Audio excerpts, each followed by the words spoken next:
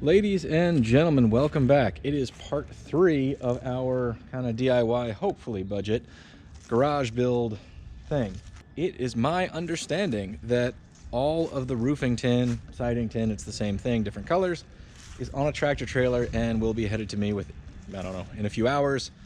And hopefully, with any luck, they'll be able to get it all the way back here. If not, we'll be hauling it. But in preparations for installation, we've got to figure out exactly where it goes, because at this point, anyone who watched the last video should not be surprised that the instructions are indeed lacking. So let's take a look at what dimensions we need to get, why we need to get them, and then we'll figure out how to do the arithmetic that we need so that we can prep for when this lands and probably, hopefully, maybe hit the ground running, because man, I am ready for it. You know what I'm saying? All right, let's go.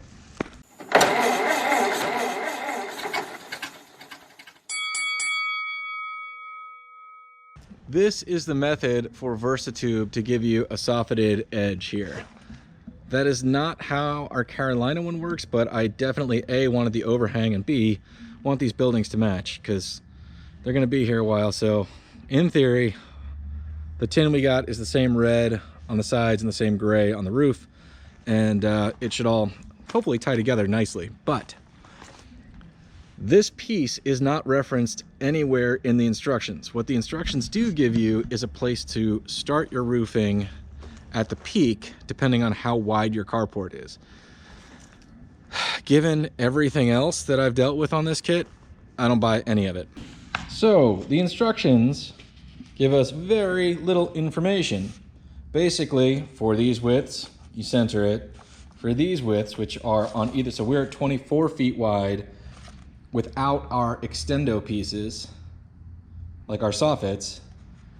So that would be 24 feet is this kind, unless you consider it to be 26 because of our extra extensions, which would be this kind. So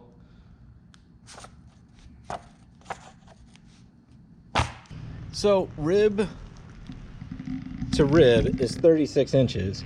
And then you have a little bit of an overhang for the overlap and a little bit for the overlaps. Your coverage is basically 3 feet because it's gonna seam on these ribs. Fortunately, I'm a hoarder and I have a bunch of this stuff from the offcuts of the doors from this building. I'm gonna lay out these little chunks till we figure out an appropriate length in either direction that will cover from this point all the way out up to center, and we can just figure out the overlap on the ground, because these instructions are not nearly functional enough to function.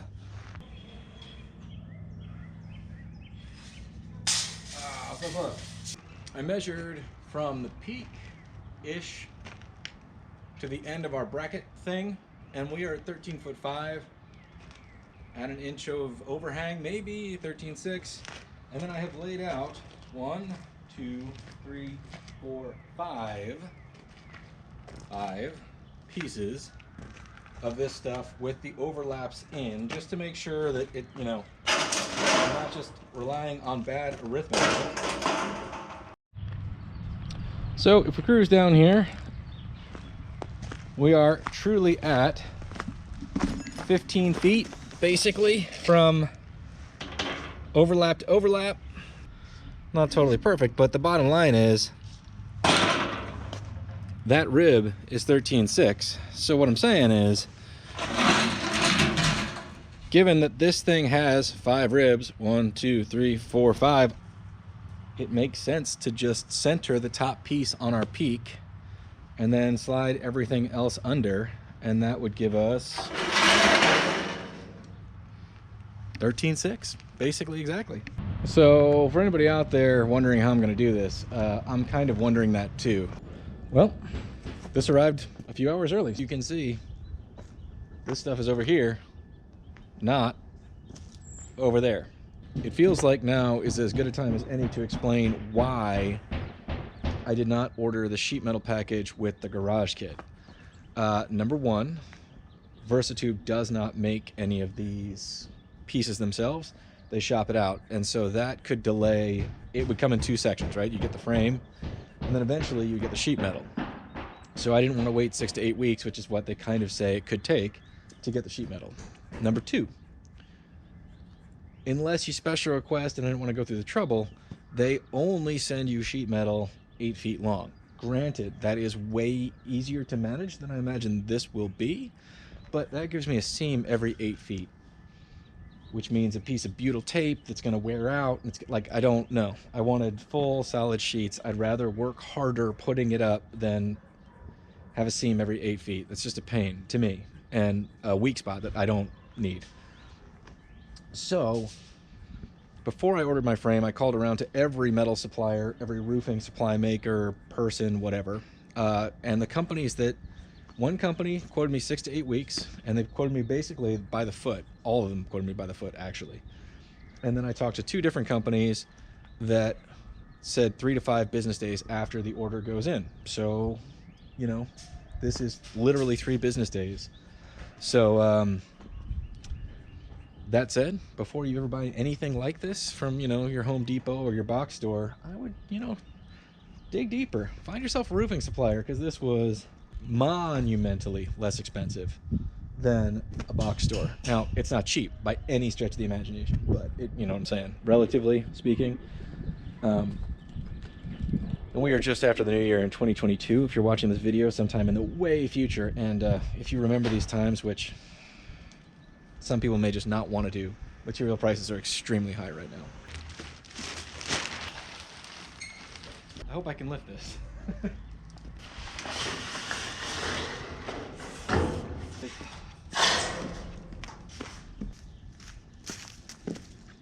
Sliding them seemed significantly easier than lifting them. So they actually, when you turn them up on their side, they can curve and whatever, but that rib's actually really strong, so I just carried that end and down we went.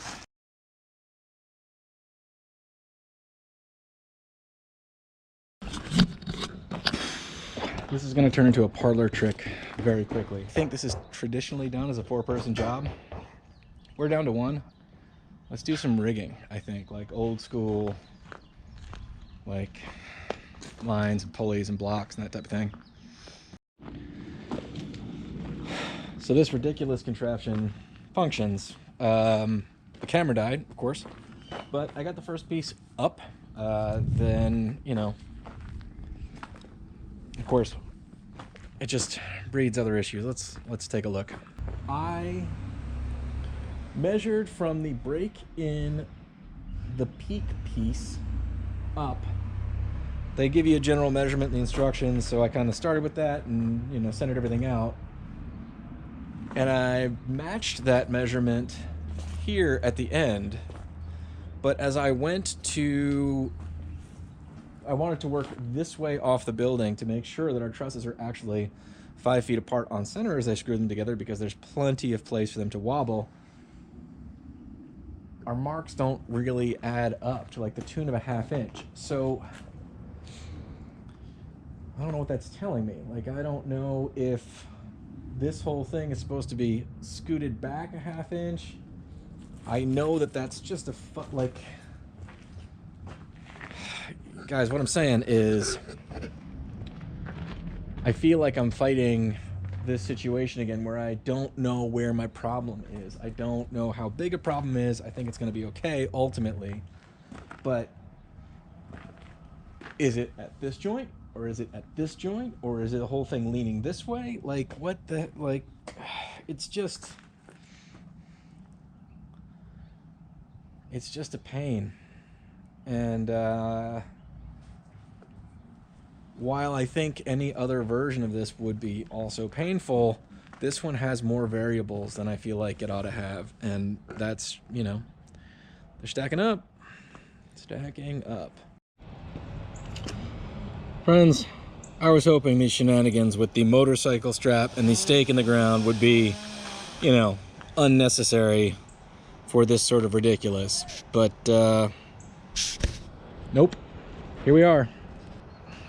Some of this is to be expected, but I am dealing with yet more inconsistencies, right? Because now we have a joint down here that'll wobble, And we have an entire base plate that is assembled with several screws that can sort of twist and wobble independently of itself. What am I saying?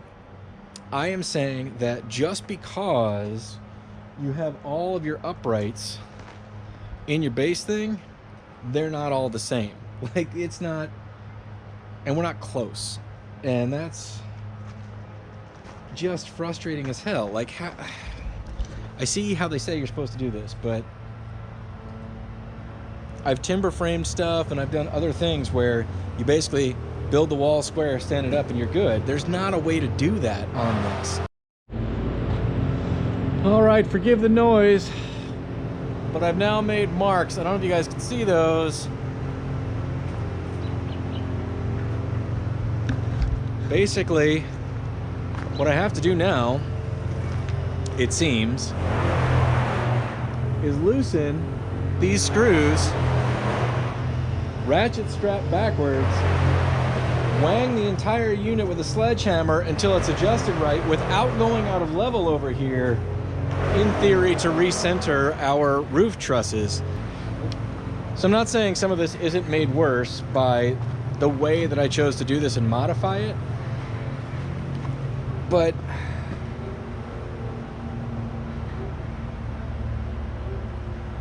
there's so much wiggle room throughout this whole thing. I thought I was going to be pretty darn close based on how much I assembled on the ground and tack welded together, which limited the amount of sloppy joints that I had, right? But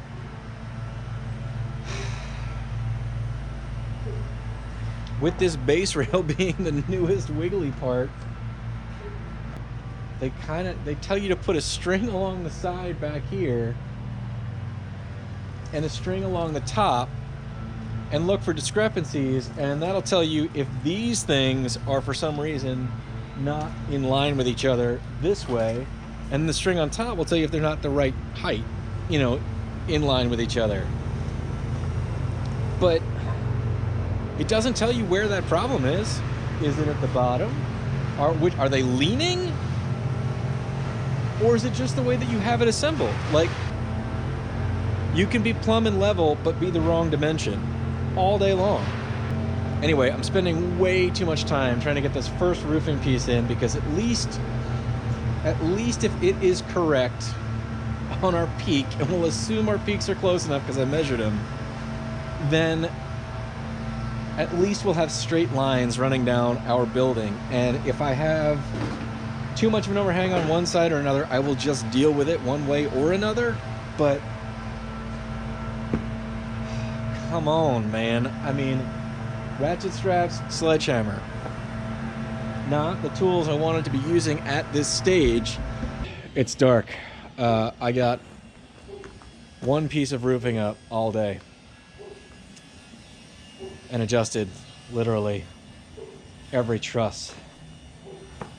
I will lose sleep tonight figuring out if there was a way that I could have done any of this better. Next day, I got this first piece up. I don't even want to get into how bad it was if I didn't already get into that. This is my ridiculous contraption for getting these roof pieces up. It's simply some 16-foot 2x4s that I had laying around. I put a bracket on them, screwed them into our frame here, and it basically, you know, keeps me having to lift up and over, and so a guy can kind of do it by himself. These hangy downy clamps will swing over and clamp onto that dude, and I will drag it up and over.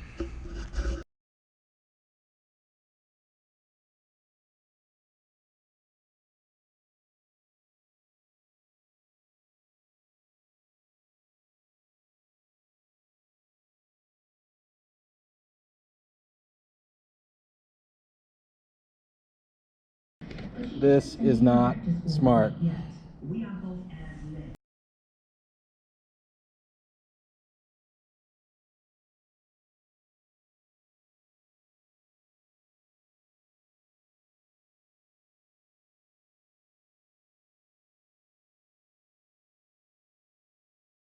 Dudes. I thought driving screws on the gravel stunk. On the very top of a ladder, late in the day, it's not much better.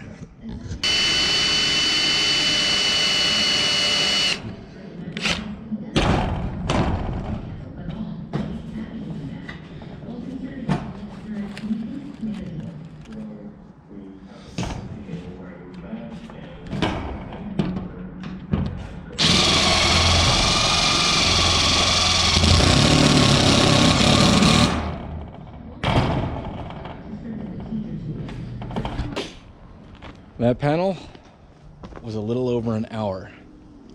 So just thought I would contextualize that. My brain's exploding a little bit right now. I mean, honestly, that feels kind of fast for dragging it out here, getting it up, putting all the screws in after I line it up and wrestle it back and forth by myself. But there are 6 panels left, 4 on that side, 2 on that side. And that's gonna get us to sundown if I don't stop. So, gang, another full day. I'm running out of daylight. These brackets may be the death of me. I mean, like, it's clever if there were no other options, but the way that building is better.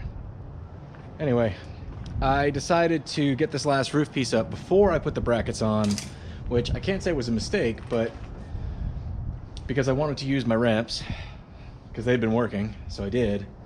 But now I'm trying to shoehorn these things in, and remember, you gotta remove the screws they told you to put in, and I keep forgetting to remember that. So up and down the ladder, wrestle, wrestle, wrestle, forget, and then try again. So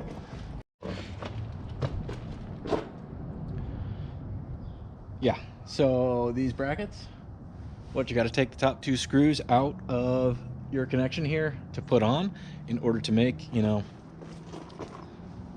this sort of edge. I'm out of words because I'm exhausted. Well, what happens when a fella has a building assembled and the screws are on the back side?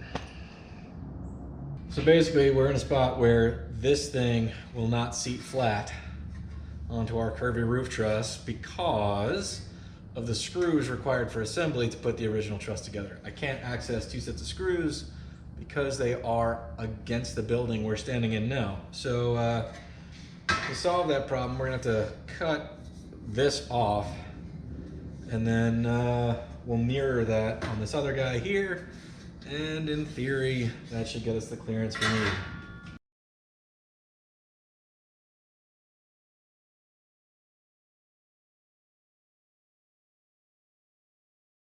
All right, gang, next day. I don't think that means anything around here, and for anyone who watches the channel, what I'm getting at is literally nothing gets accomplished in a single calendar day around here. It's just, this is not a fun process, not as a solo mission, or even if I had a bunch of buddies. I mean, even though a bunch of buddies might make it better. How are you fellas doing today? Oh, that's good, that's good. Just on top of this ladder here, you know. Drilling holes, driving screws. So here's the plan for this last piece on this side, right? Got some 2x4s and some clamps. I know what you guys are thinking. You're thinking, this guy ought to be building rocket ships for NASA.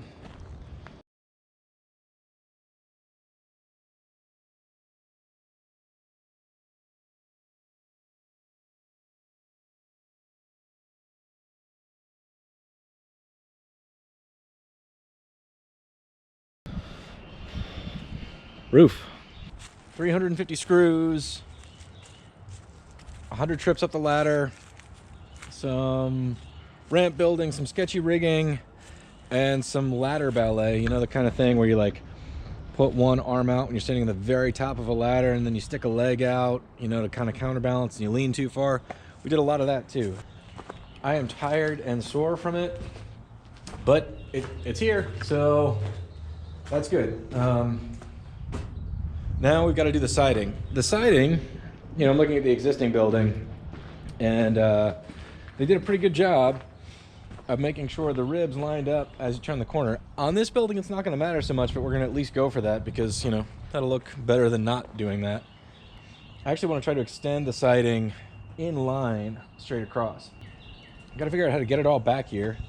So I need to get 3 pieces back on this side. And then I suppose we'll be starting down there. I'd love to sleeve it in if I could. The trick is, once I start, it's going to be very difficult to get the siding past the started siding. So maybe we start this by just dragging stuff. That's usually how this works. Just drag heavy things around. Through a series of very ungrateful maneuvers, I got these 25-foot pieces kind of threaded through these uprights. And I finally got some gloves because after 3 days of working with this 29 gauge sheet metal, I remembered it's indeed made out of basically dull razor blades.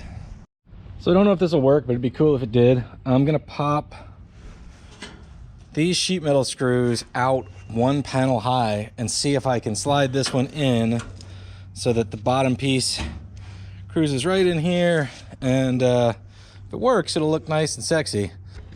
Try to do it somewhat right. This side I've got to get done so that I can actually carry these lines and turn the corner over there.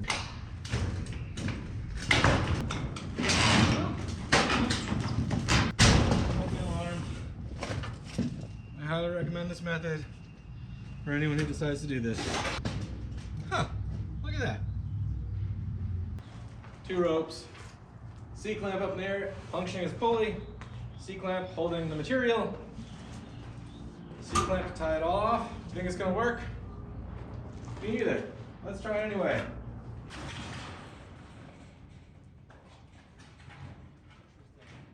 You know, you can't tie a knot, tie a lot, but that really doesn't work. So, you know, just learn a couple things.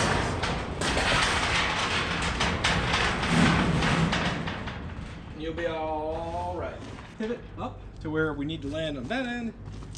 Put 1 screw over there. And we'll be cooking with peanut oil. Oh yeah, and remember these brackets? So when the siding goes up to the bottom of the bracket, what happens to this, you know, 8-inch distance from here to here in this plane? Do I have to invent something that goes on the bottom side, like a soffit? Like what the? We've got like 16 inches from this yonder to up where that bracket is. Now that's half of a sheet. In theory, I could make kind of a soffit trim out of the other part. But a guy has something in mind I was just kind of cogitating about. Let's see what you guys think.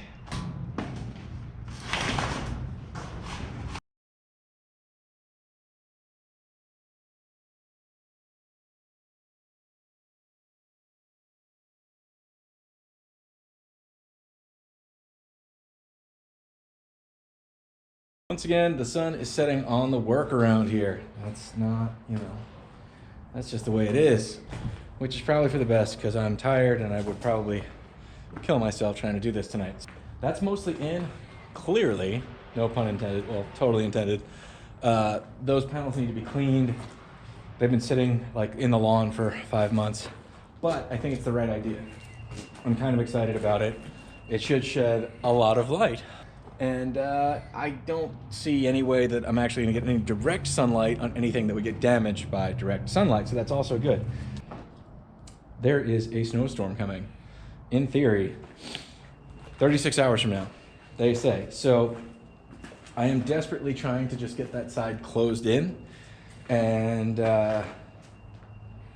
if I can do that tomorrow, that will leave us with polishing up that edge back there, which, you know, it needs to be done, although I'm slightly less concerned about that side, and then getting all of the trim and stuff installed on this front piece. The doors will be another project. I did buy the sheet material for it, but I don't have the stick steel material for it, so that'll probably be part 4. Time to call it. But we'll see you first thing in the morning, which is going to be about 2 seconds from now. It's early in the morning. Got a couple little brown dog coffee. It's cold and kind of wet. Kind of smells like snow. Goal today is to finish literally everything except the doors. So this side, this little piece, trim, I may just get it done. I may just fall over too. I am whooped.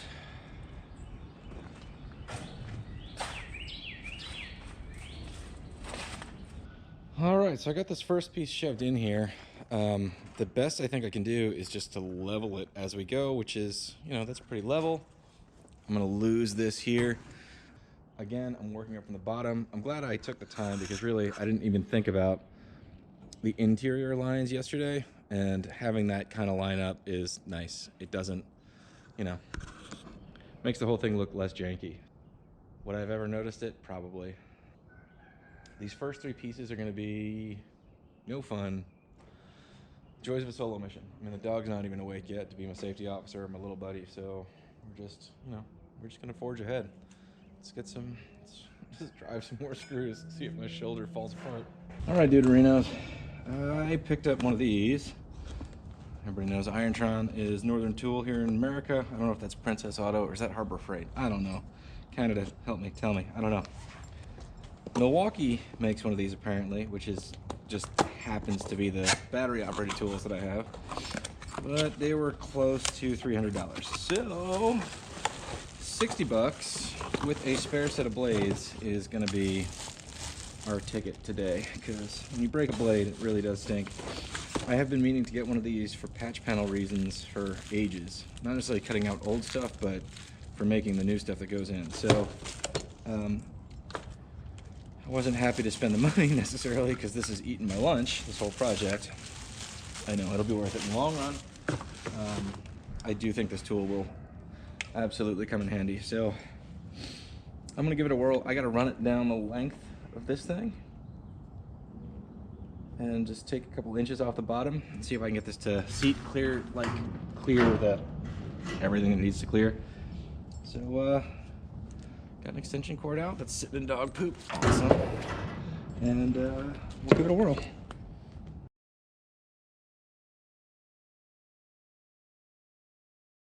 Man, I hope you guys caught that. I made it that far before I dumped the entire wheelbarrow full of water all over myself and this brand new tool. It's kind of like Chekhov's gun, right? If you see it in the first act, it better go off in the third. Well, now we get to keep doing what we're doing, just more wet.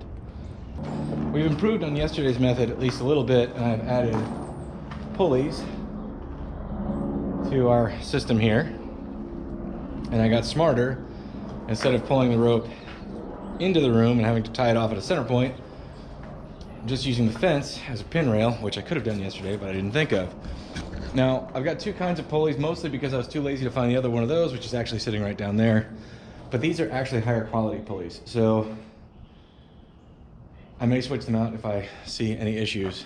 But I believe the impatience and exhaustion are going to get the best of me. While this is a smarter setup, I've not cleared any of this out. And so not only am I really in my own way, I dumped that wheelbarrow full of water, so it's very slippery and muddy back there. So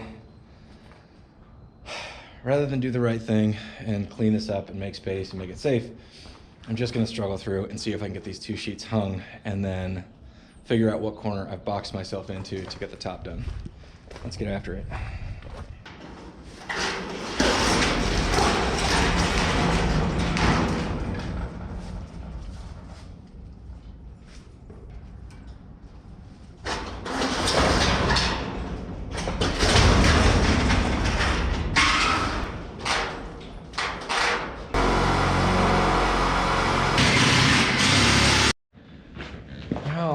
So we moved the pulleys. It's sort of the peak, not quite as even as I thought when I was eyeballing it from the ladder. Traditionally, it seems, hello, mud pit. Traditionally, it seems that they work from the top down on these buildings, which I totally understand, but I made the decision to work from the bottom up for two reasons. One, it seemed easier because the panels overlap. So instead of like on the roof where you had to slide one panel under the other, which these things, you know, they're wiggly enough that that's not easy over 24 feet by yourself. But also because I was concerned with keeping these lines straight, and honestly, it does look better that way. So as a result, I've got myself into a bit of a corner where I'm going to have to trim this piece to fit up here. Now, the way I've decided to do it is to lift it up, I'm going to secure the bottom, and then I'm going to trim it in place. And that's not going to be easy, but I think it's my best bet at getting the tightest fit, because I can do all the measuring in the world, but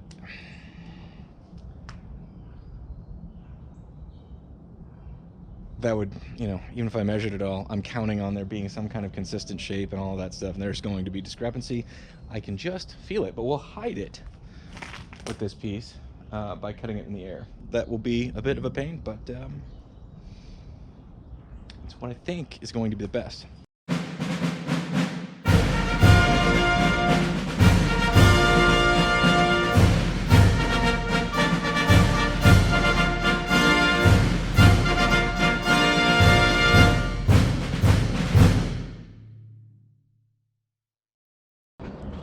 All right, so that piece nearly killed me. It's not even 11:30 in the morning and I am wore slap out. I'm just tired. I got this side marked, gonna bring the ladder around. We gotta cut this thing, get it laid flat, and then I think up there we're gonna continue a version of this. I know this looks like crap, but it's kind of a functioning prototype. We'll finish this side off because I think that it will be a nice, you know, addition to our skylight. The window in our other garage faces kind of this way, and there's no real risk of, this is north, so there will never be any direct sunlight coming through to, you know, fade things or damage things, but we will get a lot of like bouncy, nice ambient light, I hope. Yeah, I think the skylight up there is also a good idea. Day's moving along, but we are at least enclosed. Obviously, we still have our soffit issue behind me to deal with. We got to deal with this. Doors are really not on today's list. In fact, I don't have the materials for it. But I think the high up ladder work is done for now. I hope, which is good because I'm not qualified today. At this point, I'm just plain old not. So.